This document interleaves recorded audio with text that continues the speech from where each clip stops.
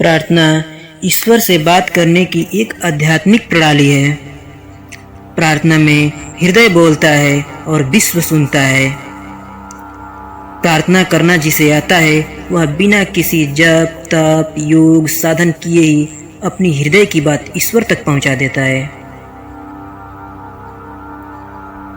प्रार्थना एक प्रकार का प्रायश्चित है जो विभिन्न प्रकार के स्वार्थ, चिंता, व्याकुलता, रोग, दुर्बलता को नष्ट करने के लिए एक सर्वोत्तम औषधि माना जाता है।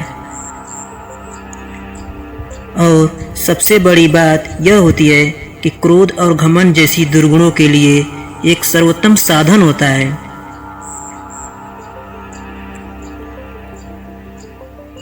जब हम आंख बंद करके ध्यान लगाते हैं तो हमारी शरीर की पूरी ऊर्जा ईश्वर से बात करने में लग जाती है। यहाँ तक कि अपने आप को भी भूल जाते हैं कि हम कहाँ हैं, क्या हैं। हमारी शरीर बिल्कुल शून्य अवस्था में चली जाती है। प्रार्थना करते वक्त ऐसा लगता है जैसे कोई बच्चा अपने बड़ों से कुछ मांगने की जिद कर रहा हो।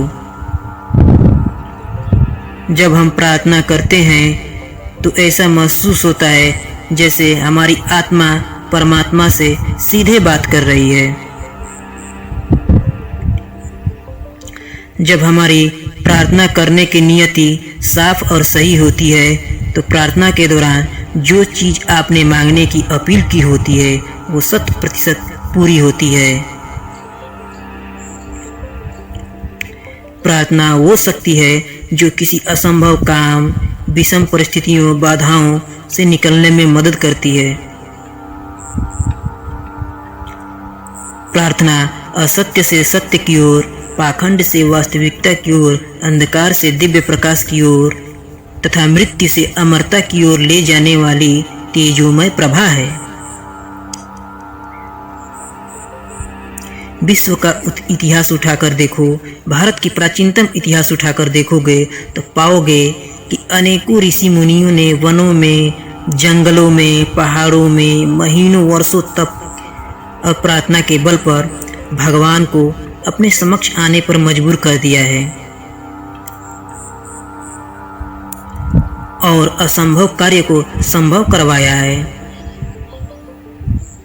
उदाहरण के लिए महर्षि वाल्मीकि हो गए, एकलव्य हो गए, चाहे ध्रुव तारा हो गए, भस्मासुर हो गए, मीराबाई हो गई, सूरदास, तुलसीदास इत्यादि बहुत सारे लोग। प्रार्थना में अद्भुत शक्ति होती है। जो व्यक्ति प्रार्थना करना भली भांति जानता हो उसके जीवन में अनेकों बार ऐसा हुआ है कि उनकी हार्दिक मनोकामनाएं पूर्ण हुई हैं। कभी कभी प्रार्थना का उत्तर इतना शीघ्र मिलता है कि प्रार्थी उसे एक चमत्कार ही समझता है। लगभग हर धर्म के लोग प्रार्थना करते हैं और हर धर्म में प्रार्थना को सर्वोपरि माना गया है। मैं आशा करता हूँ कि मेरी बातें आपको समझ में आ गई होंगी। धन्यवाद।